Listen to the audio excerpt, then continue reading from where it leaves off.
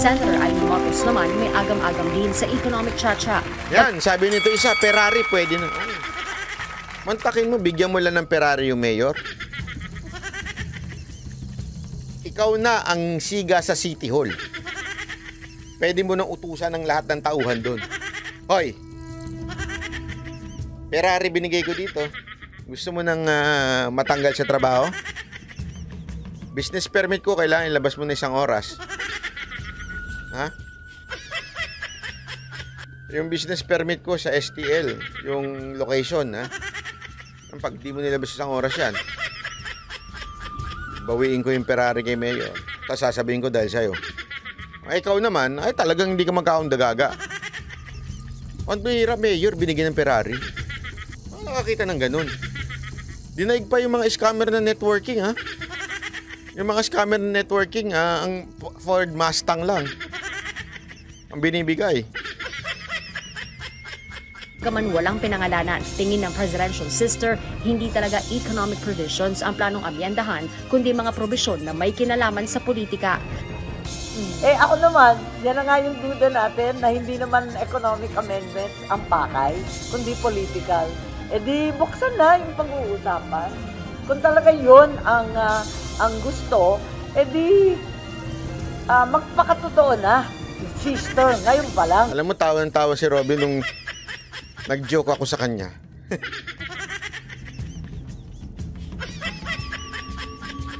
Kasi ikwentuhan kami about the Senate. May kasama kami isang humirit. Sabi, ano sabi mo kay ano sabi mo kay Senator Amy? Kasi, di ba, sa tingin mo ba, pagka tumakbong national yun, parang walang karisma eh. Sabi ko, wala talagang karisma yun. Sabi kasi niya, parang nakasimangot. Hindi nakasimangot yun. Ang problema nga doon, hindi nga gumagalaw. Kaya hindi mo alam kung nakangiti o nakasimangot. Tawa si Robin, napaturo sa akin. Oo, talaga. Totoo naman eh. O, ano ba, nakasimangot ba to? Nakangiti? Now na, pag-usapan na yan. Kinumestyon din ito.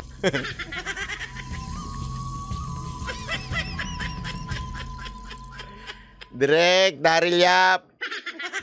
Joke lang ha, baka magagalit ka na naman. Hindi, totoo naman. Di ba, kayo magsabi. Ano ba, nakasimangot ba siya o ano? Hindi mo alam, di ba? Oh, yun. At least, alam mo, malaking benefit yan. Para at least, kasi halimbawa, yung photoshoot. Nag-photoshoot sila sa Malacanang Na-meet niya yung kapatid niya at saka nandun din si Tamba. Oh, at least, nung nagkasalumbog sila ni Tamba, hindi alam kung nagtataray siya o nakasmile. Sabi ni Tamba, ganun pa naman ngumiti si Tamba. Ano kaya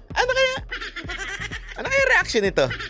Nung nakita ko, parang walang reaction poker face.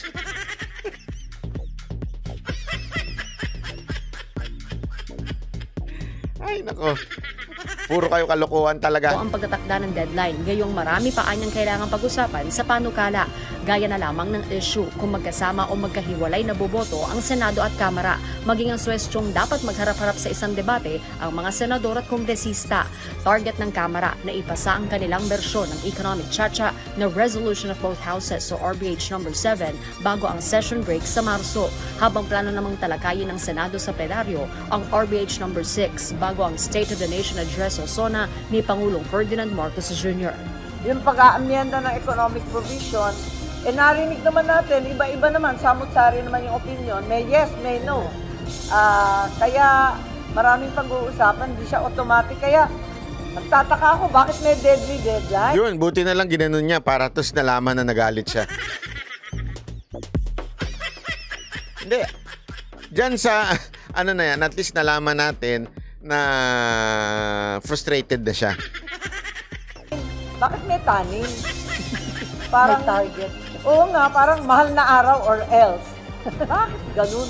Okay, Lance, ipapako tayo sa cruise. Sa susunod na linggo, isasagawa na ng subcommittee sa Senado ang ika-4 na pagdinig sa panukalang economic chacha. kung saan itutuloy ang diskusyon sa panukalang payagan ang 100% foreign ownership sa mga kolehiyo at iba pang higher education institutions sa bansa. Harleen Delgado. Harleen Delgado, di ka nga mag-usap nga tayo. Talagang, di ba kasi, alam niyo yung para social dinadagdagan ng H, yung first name. Uso yan. Yung kesa na Ana, Hannah. Kesa na Arlene, Harleen. Di ba? Ito si Harleen Delgado. Yan ba talagang pangalan mo, Harleen? Hindi Arlene? Pero okay, mas maganda yan kaysa naman sa Arlene. Kasi yung Arlene, nako, yan yung mga assuming eh. Next.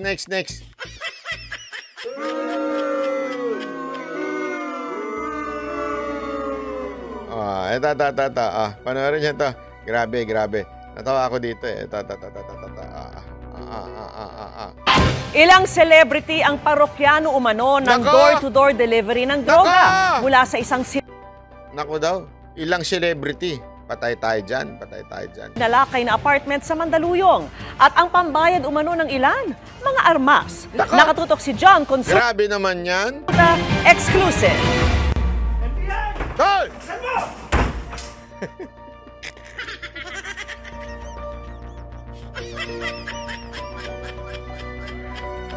Natawa tuloy si Kuya. Alam mo, NBI, may budget naman kayo. Humingi naman kayo nung pang ganon. Alam yung ginagamit sa SWAT?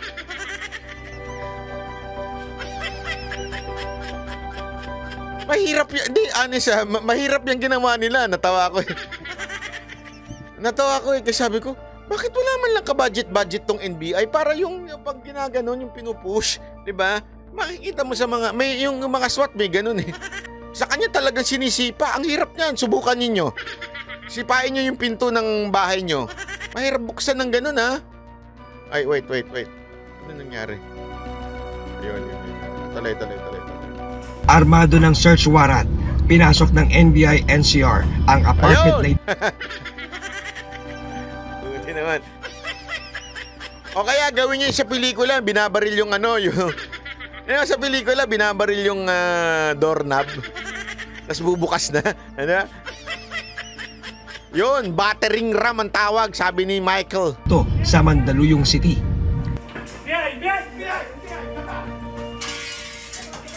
Daang-daang inakyat ng mga ahente ang third floor ng bahay hanggang sa tuluyang nasakote ang kanilang primary target.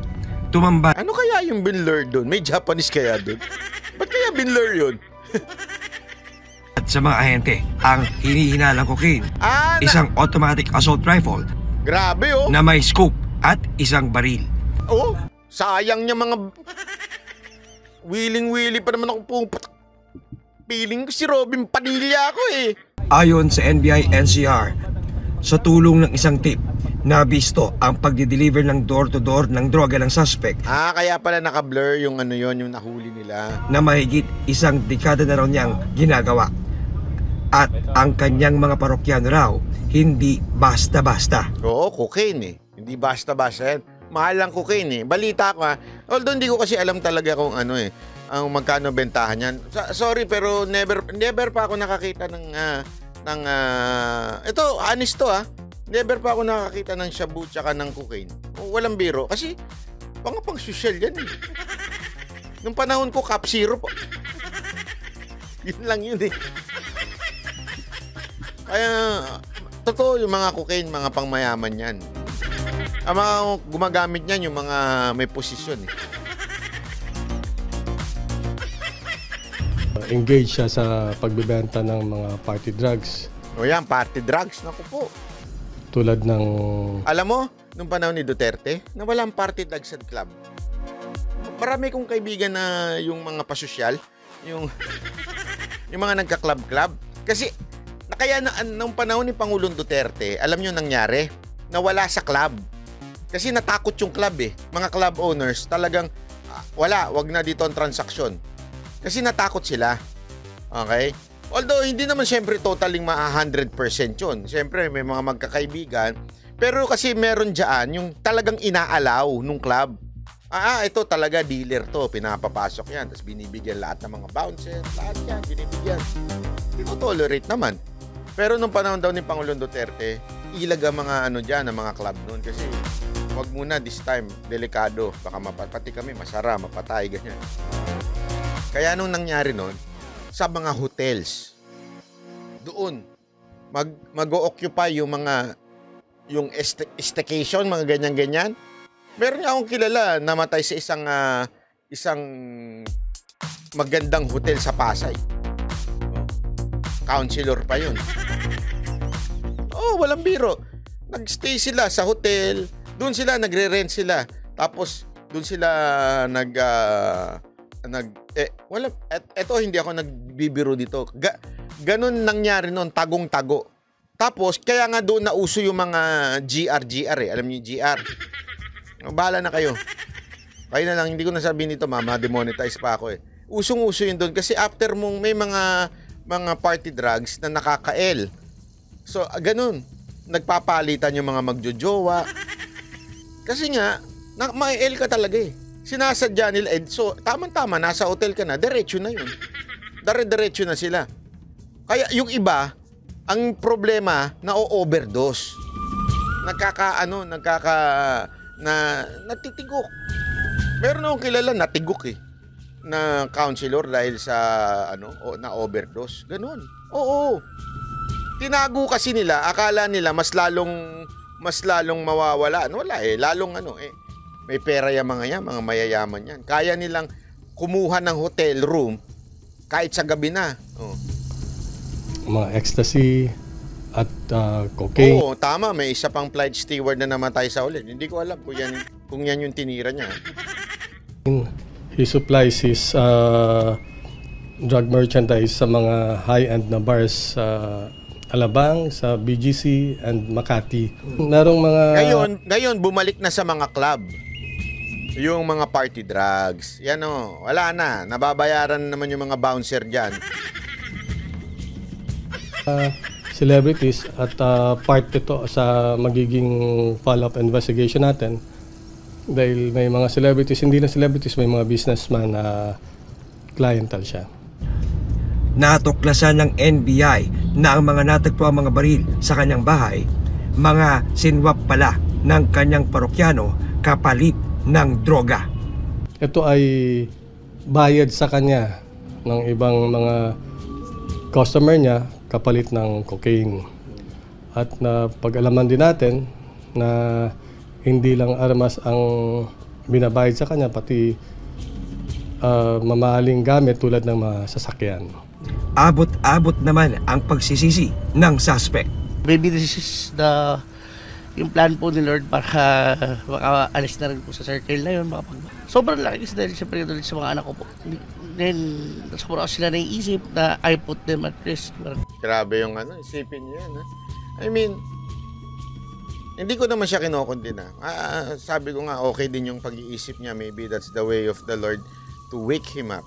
Kasi, in reality, totoo naman, in reality, masagana buhay mo dahil nagbebenta ka, di ba? Fibski, salamat po. Masagana buhay mo ng how many years? Maybe 5 years? 10 years? 10 years kang nagdi-dealer. Sagana ng buhay mo. Lahat ng bakasyon, lahat ng kotse na gusto mong bilhin, lahat ng dahil nga sa laki ng pera. Pero yung kapalit nun, isipin mo mula ngayon, wala na lusot yan. Unless, anak ka ni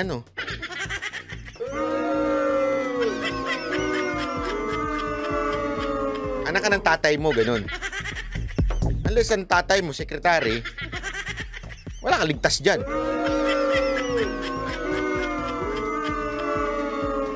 Hindi, kaya nga isipin mo, 10 years ka na naging masagana ang buhay mo dahil sa ginagawa mong yan. Tapos after nyan, yung anak mo, di ba? Tama siya eh. Kawawa yung anak niya. Yan? Kulong ng panghabang buhay yan. Aside from may mga baril na hindi lisensyado. Tapos rifle pa yun di ba? Tapos may drugs pa. Hindi lang, since dealer nga siya, sigurado ako marami yan. Hindi lang yan konti. So panghabang buhay kang kulong, panghabang buhay kang maghihirap, pero mantakin mo. Kawawa naman yung pamilya. Pero may punto rin siya. Sorry, hindi may punto. Pero, sinasabi ko lang, may hope naman din. Kung ikaw nakikinig, kung nga mapakinggan mo ito, may hope. Kasi maybe you are outside but you're not free. But, you search your heart, you search God, kahit nasa loob ka at nakakulong ka, you can be free. Yan lang ang aking dito. Yan lang na-realize ko nga, sabi ko nga tama siya meron siyang punto dun Maybe, kasi tandaan nyo, sa buhay, parang life yan. Ang gulo mo, Banat Bay! Hindi, totoo naman. Sa buhay, may mga pagsubok talaga tayo. I mean, alam mo yun, gigimbala sa buhay natin. Darating tayo sa mga crossroad. Hinayaan ito dahil sa kastigasan ng ulo natin. But God has a plan for each one of us. Diba? Not maybe, kaya nga tinatawag na grace Grace is undeserved favor. Mercy. Ibig sabihin naman ng mercy is, we deserve it. Pero dahil sa naawa ang Lord sa atin, naging merciful si God sa atin, hindi na natin natanggap yung parusa na yun. That's why I do not believe on karma. Kasi when you say karma, babalik sa'yo yung ginawa mong masama. My problem is, karma does not respect the mercy and the love of God. May ganun Yung may ginawa kang masama, dahil sa sobrang awa ng Panginoon sa iyo at pagmamahal niya, niligtas ka niya dun sa kaparusahan. Kaya hindi pwedeng tawaging karma yun. Nagigets ninyo? Ibig sabihin, you still have hope even if makulong ka. Kaya nga, sabi ko nga you can be free outside, but really, you are not free because the sinful nature that you're living. Pero pwede ka namang nasa loob ng kulungan and yet you're free. Why? Because doon mo na-realize ang goodness ni God at love ni God. Yun po yung moral lesson dyan. And yun lang ang po gusto kong iiwan sa bawat isa sa atin. Again, I'm not being religious here o hindi po. Alam niyo naman na sama-sama pa ng bibig ko. Pero yan yung something na gusto ko lang i-share sa inyo, di ba? Meron tayong napaka-merciful na God at meron tayong napaka-gracious na God na sometimes we think ang buhay ang lupit-lupit sa atin. Minsan ganun talaga ang buhay, di ba? Minsan ang buhay parang eto hindi niyo napapansin, isa lang lagi yung sinasabi ng tao pagka humaharap siya sa problema sa buhay. Bakit ako? Diba? Ganun Mga tao, bakit ako? Pasama sila Sila dapat ang dumanas nitong cancer. Sila dapat ang na-aksidente. Bakit ako? Diba? Hindi, walang biro ho. Tayong mga tao, may ganun tayong tendency na parang feeling natin we should be exempted sa mga masasamang nangyayari sa buhay natin because we're good. Diba? Hindi ho. We're not good. Everyone have sinned, including me and you. The only thing that saves us, it's because God loves us. Because He is merciful. Because He is gracious. Kaya nga tayo kahit na anong mali natin, problema natin sa buhay, kapalpakan natin sa buhay, kahit anong, alam mo yun, magulo Sabi ko nga sa inyo, minsan mapapatulala kayo. Bakit ang sama-sama ako? Diba? Pero, isipin mo na lang na, oo, masama ka talaga. Hindi naman sinabi ng Diyos na mabuti ka But the good thing about this is God paid the price of your sin. Yun ang masarap pakinggan doon. Binayaran ng Diyos ang kasalanan mo. Siya na ang nagbayad. Isipin mo yun. Lahat ng kapalpakan mo, lahat ng kawalangyaan mo, lahat ng katarantaduhan mo, binayaran niya. By how? Through His Son. What you need to do is to accept it. Na Lord, salamat at pinatawad mo ako. Tinatanggap kita. Tinatanggap ko yung kapatawaran mo sa akin. Diba? Yun lang sa akin. I do not want to sound religious, pero accept the fact that Christ died for us. That's the very essence of Easter. Diba? Magmamahal na araw na naman tayo. That's the essence of it. Now, ibig bang sabihin nun, malaya na tayong gawin ng masasama since papatawarin naman tayo? No. We try our best. We try our best to be better person. We try our best because pinatawad niya tayo. Not because we want to earn the salvation or to earn the parang the favor of God. Hindi. You have the favor of God. You know why? Simple lang. When you were still sinner, Christ died for you. Ibig sabihin, kahit wala ka pang ginagawang kabutihan at sobrang sama mo, namatay ang Diyos para sa'yo. So you do not need to, hindi, kailangan ko muna magpakabuti ko. Magpapakabuti muna ako para patawarin niya ako. Hindi. Pinatawad ka na niya. Ngayon, since pinatawad ka na niya, you try to live a better life because God has forgiven you. Diba? Kuwari, ito, halimbawa lang ha. Kasi ito, napaka-importante ito. Kasi sinasabi nung iba na you have to earn your salvation. No. You cannot earn your salvation. You will not earn it. One sin is enough for you to go to hell. One sin. So, what's important is may nagbayad na for that. That's the Lord. Now, pagka natanggap mo yun, you work out on your salvation. Ibig sabihin nun, work out. Ibig sabihin, kailangan mo ngayon, ay sige, papakabuti na ako kasi pinatawad ako ni Lord. Diba? Yun po alam nyo, kahit po ako, matagal ko na hong na-realize and experience the grace and love of the Lord. Honestly, walang biro. Na, nung ako po I think it was high school, nagre-rebelde ako against my family. Then, one youth camp, I accepted the Lord. Then sabi ko nga sa Lord, ang dami kong kasamaan. Siyempre, naipon yung kasamaan ko, ugali ko masama, ganyan-ganyan. Naipon yan di ba? Pero ang importante doon, naintindihan mo na pinatawad ka. Tapos, i-work out mo. Sige, try to be a better person. Not to earn the favor of God. No, the favor of God is with you. It's always with you. Hindi nawawala yan. It's just a matter of, Lord, sige, tuloy natin to. Pag nagkamali ako, babangon ako. Pag meron ako na-realize na hindi maganda, aayusin ko. Because you love me.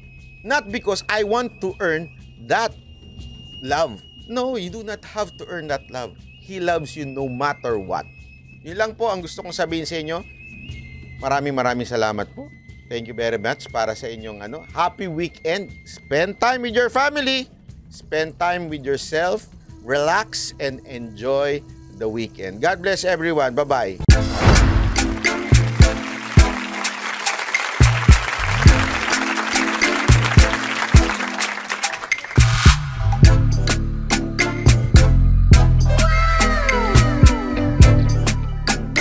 The next performance will start momentarily.